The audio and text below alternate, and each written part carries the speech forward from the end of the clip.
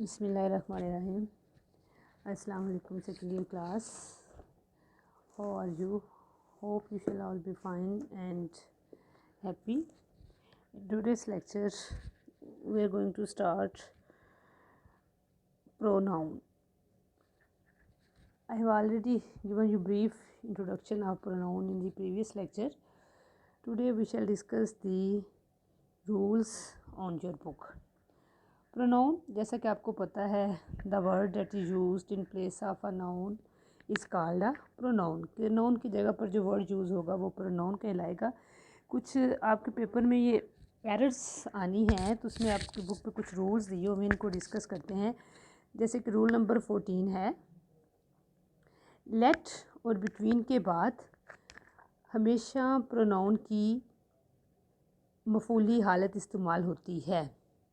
It means कि अगर किसी सेंटेंस में लेट और बिटवीन का इस्तेमाल हुआ है तो उसके बाद हम हमेशा प्रोनाउन की जो ऑब्जेक्टिव कंडीशन है वो इस्तेमाल करेंगे।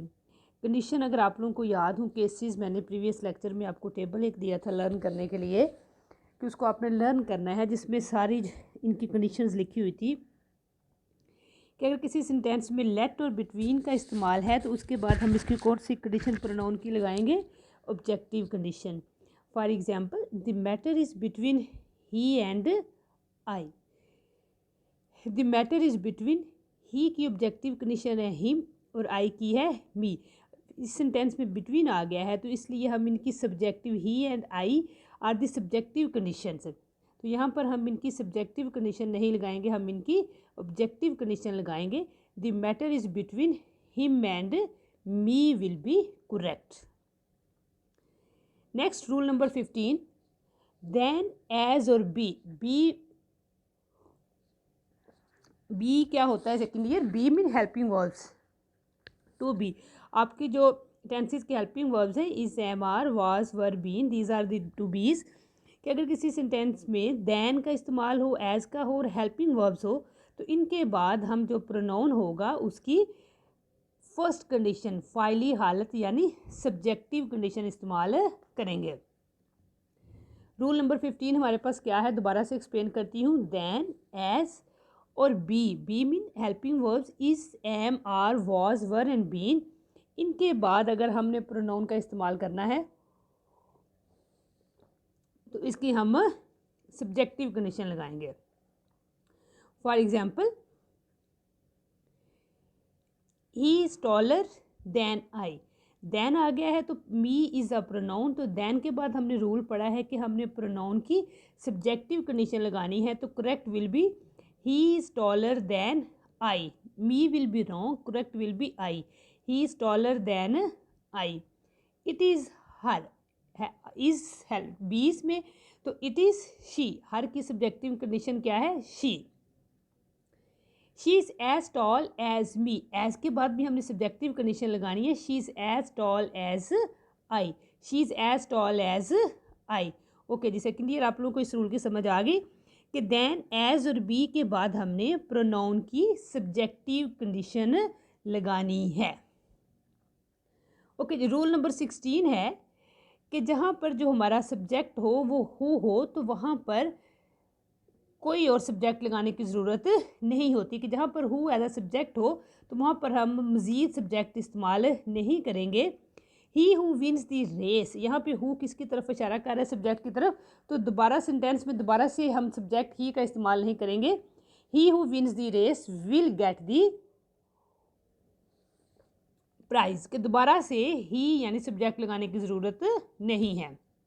दोबारा से देखिए इसको कि अगर किसी भी फिक्रे में हु एज अ सब्जेक्ट इस्तेमाल हुआ हो तो हम दोबारा से उस सब्जेक्ट का मेंशन नहीं करेंगे। He who wins the race, he will get the prize will be wrong. He who wins the race will get the prize. Okay ji, आगे हैं आप लोगों के रिलेटिव प्रोनाउंस का मेंशन हुआ है, who, whom, whose, which, are, that. कि अगर जो ये जो रिलेटिव क्लॉज यानी जो क्लॉज रिलेटिव प्रोनाउन से शुरू हो, इस इसम के बाद जिसकी वो वजाहत करती है कि जो रिलेटिव प्रोनाउन होते हैं who, whom, whose, which and that, हमने इनको जिनके बारे में, जिन नाउन्स के बारे में ये एक्सप्लेन कर रहे हूँ, हमने उनके करीब लगाना है, उनसे आगे हमने नहीं, उनके फ़ौरन बाद हमने इनको लगाना है, उनके बाद में नहीं लगाना। यहाँ पे देखो for example, the boy is my friend who came hair. यहाँ पे जो हु है, हु किसको डिस्कस कर रहा है? दी बॉय को। तो हम हु बॉय के नज़दीक लगाएंगे, नॉट माय फ्रेंड के नज़दीक नहीं लगाएंगे। The boy who came here is my friend will be right. Right क्या होगा? The boy who came here is my friend.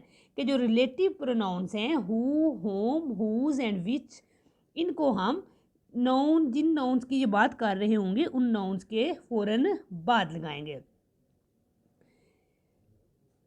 Okay ji, rule number 19 है who, WHO, who is used for human beings and for big animals, and which, WHICH, विच छोटे जानदार और बेजान चीज़ों के लिए इस्तेमाल होता है, और डैट जो होता है वो जानदार और बेजान सब के लिए इस्तेमाल होता है। For example, I saw a bird who was chirping. Who the use of who is wrong. I saw a bird which was chirping.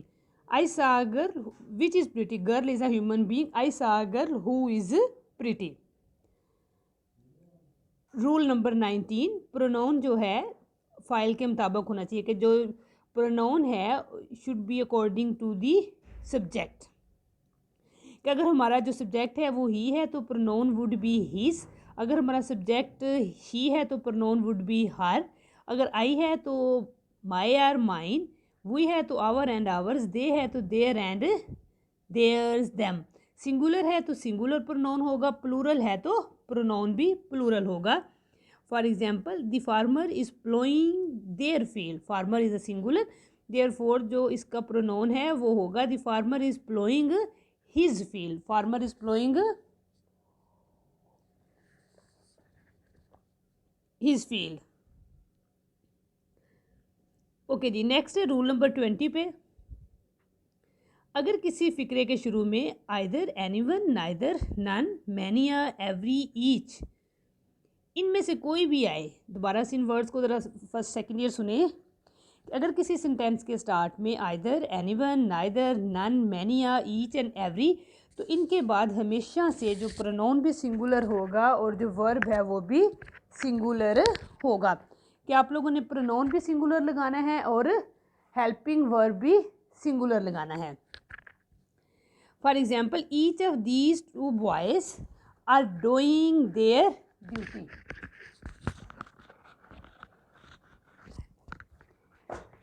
Each of these two boys are doing their duty. Here each आ गया तो हम इसका जो helping verb है वो भी singular करेंगे और जो प्रोनाउन है वो भी सिंगुलर होगा। देयर जो प्रोनाउन है प्लूरल है तो करेक्ट फॉर्म क्या होगी? Each of these two boys, are की जगह पे इज करेंगे, डूइंग देयर की जगह पर हम हिज लगाएंगे। अच्छा, सेकेंड इज दोबारा से इस रूल को रिपीट करो। अगर किसी भी सेंटेंस के स्टार्ट में either, anyone, neither, none, many या ईच एंड एवरी आए तो इसका प्रोनाउन भी सिंगुलर होगा और इसका वर्ब भी सिंगुलर होगा। For example, each of these two boys are doing their duty will be wrong, each of these two boys is doing his duty. Many a के बाद ये इंपॉर्टेंट नोट है कि मैनिया के बाद नाउन एंड वर्ब जो दोनों सिंगुलर होंगे। Many a good man has been destroyed by drink. Okay जी, सेकंड ये थोड़े से जो रूल्स पढ़े हैं अभी उनको ज़रा थोड़ा सा रिवाइज करें। हमने प्रोनाउन को आज स्टार्ट किया है, रूल नंबर 14 को डिस्कस किया। 14 में क्या था कि लेट और बिटवीन के बाद always use the objective case of pronoun. Rule number 15 में हमने क्या देखा? देन, एज और बी के बाद subjective case of pronoun. 16 rule number 16 में कि जहाँ पर जो सब्जेक्ट है हु हो वहाँ पर मज़ीद सब्जेक्ट हमने नहीं लगाना। 17 में हमने क्या पढ़ा कि रिलेटिव जो क्लॉज होते हैं, जो रिलेटिव प्रोनाउन होते हैं, जिस नाउन के बारे में वो बात करें उनके बिल्कुल करीब तरीन इस्तेमाल करें। Who is use for human beings and for big animals, which छोटे जानदार और बेजान चीज़ों के लिए, और जो डैट है वो जानदार और बेजान सब के लिए इस्तेमाल होता है। एंड रूल नंबर 19 पे कि pronoun should be according to the subject, कि अगर हमारा सब्जेक्ट सिंगुलर है तो प्रोनाउन भी सिंगुलर होगा, अगर प्लूरल है तो प्रोनाउन भी प्लूरल होगा। रूल नंबर 20 जो कि बहुत ही इंपॉर्टेंट रूल है कि अगर किसी फिक्रे के शुरू में ये जो कुछ वर्ड्स डिस्कस किए हुए मेंशन किए अगर ये आ जाएँ तो इनका हेल्पिंग वर्ब भी सिंगुलर होगा और इनका जो प्रोनाउन है वो भी सिंगुलर होगा। ओके जी, no move to next exercise आप लोगों की। There is a friendship between we. Second year correct क्या होगा? There is a friendship between we नहीं अस। बिटवीन के बाद हमने पढ़ा कि जो सब्जेक्ट जो प्रोनाउन है उसकी हमने ऑब्जेक्टिव कंडीशन लगानी है और वी का ऑब्जेक्टिव केस क्या है? Us. There is a let I do this. Let I do this, let I do this, do it wrong है। Let me do it, let me do it. It is me who is responsible for the mistake. इसके बाद जो pronoun है मी नहीं लगाना, I लगाना है। It is I who is responsible for the mistake. It is I who is responsible for the mistake. 4 पर है he who works hard he wins the prize. हमने रूल पढ़ा कि अगर हु का इस्तेमाल हो जाए दोबारा से सब्जेक्ट नहीं लगाते। He who works hard wins the prize. I saw a bird in the cage which could not fly. I saw a bird. अब यहाँ पे रिलेटिव जो प्रोनाउन है विच है, ये बात किसकी कर रहा है? बर्ड की। तो ये हम इसको बर्ड के नज़दीक लगाएंगे। I saw a bird which could not fly in the cage. He was my friend which we saw in the बाज़ार।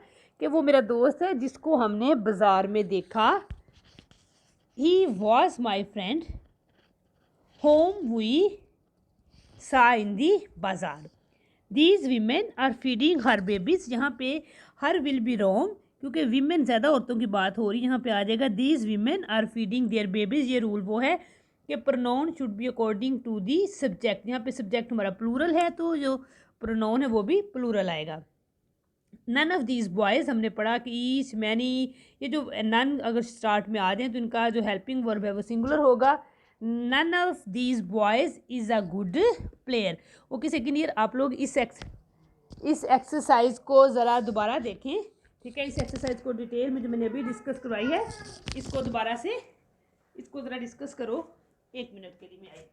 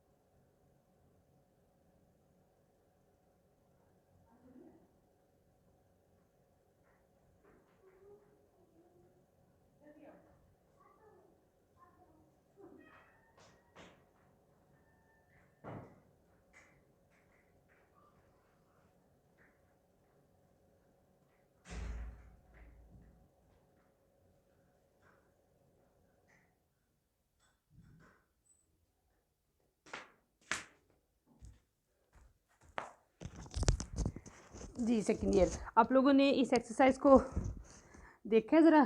ठीक है, आगे मूव करते हैं हम लोग अपने रूल नंबर 21 की तरफ। अगर सच के बाद विच, हुज, होम एंड हु में से कोई आए तो इसे हम एज में चेंज कर देंगे कि सच के बाद हम relative pronoun which, whose, whom and who में से कोई भी नहीं लगाएंगे। सच के बाद हम क्या लगाएंगे? एज। सेकेंड ईयर याद रखना है, सच के बाद हम क्या यूज़ करेंगे? एज।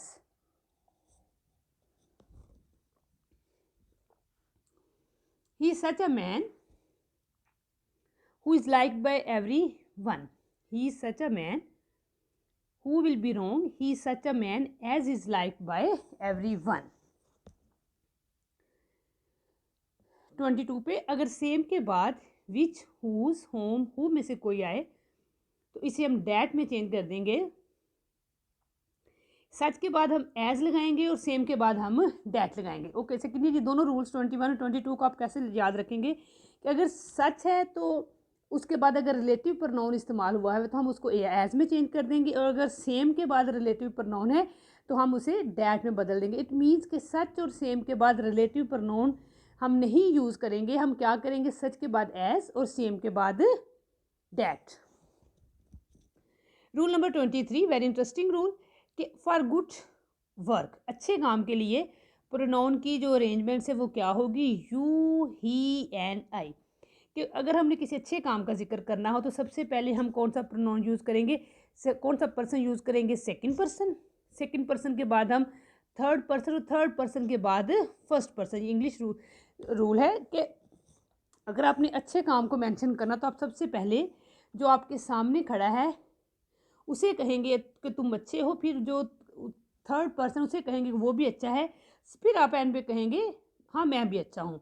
लेकिन बुरे काम के लिए जो अरेंजमेंट होगी वो क्या होगी, सबसे पहले हम कहेंगे आई, फिर हम ही एंड देन हम यू का इस्तेमाल करेंगे। You, he and I are enemies, I, he and you are enemies, I, you and he are friends, you, he and I are friends. Okay जी, होपफुली सेकेंड ईयर आप लोगों को इस rule की समझ आ गई होगी। रूल नंबर 24 पर है जेरेंट, यानी V1 प्लस ING को हम जेरेंट बोलते हैं।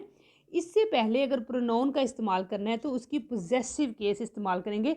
फर्स्ट फॉर्म प्लस ING से पहले अगर प्रोनाउन का इस्तेमाल है तो उसका हम पोजेसिव कंडीशन इस्तेमाल करेंगे। सब्जेक्टिव एंड ऑब्जेक्टिव हम इस्तेमाल नहीं करेंगे। He dislikes me going there will be wrong, he dislikes my going there.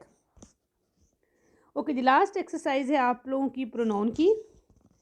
She is such a talented girl who is, such के बाद अभी हमने रूल नंबर 21 के बाद पढ़ा, 21 में पढ़ा कि सच के बाद अगर रिलेटिव प्रोनाउन है तो उसको हम किस में चेंज कर देंगे, एज में।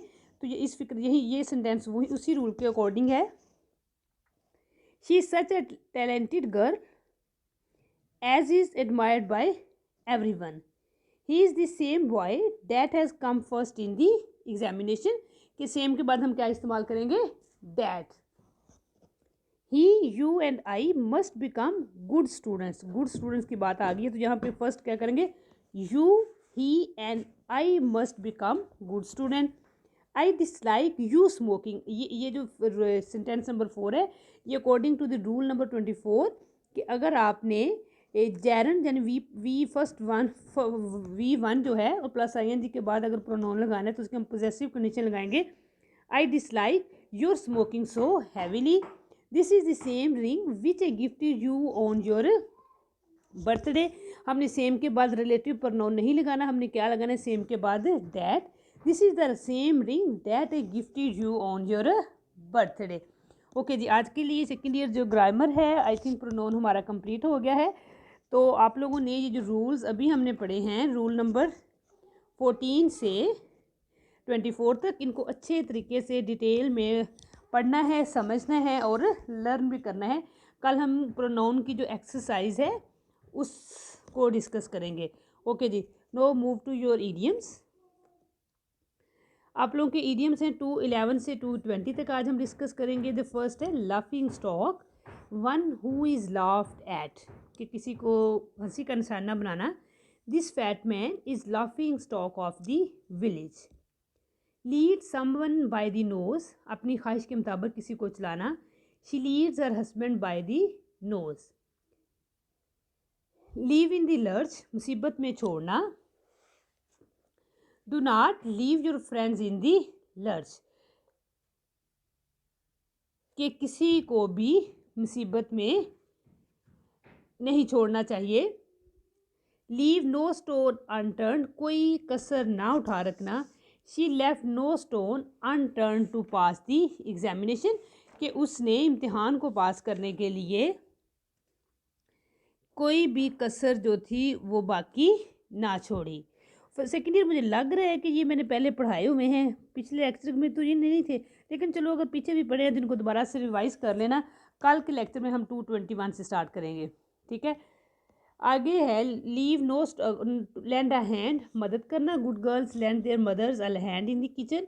लैंड एन ईयर, हमदर्दी से बात सुनना। This kind lady lends an ear to the problems of the poor, गरीबों की मदद सुनती है। ओके जी, 217 पे लिक दी डस्ट है, बाइट दी डस्ट होगी। Lion's share, live from hand to mouth, live in a fool's paradise.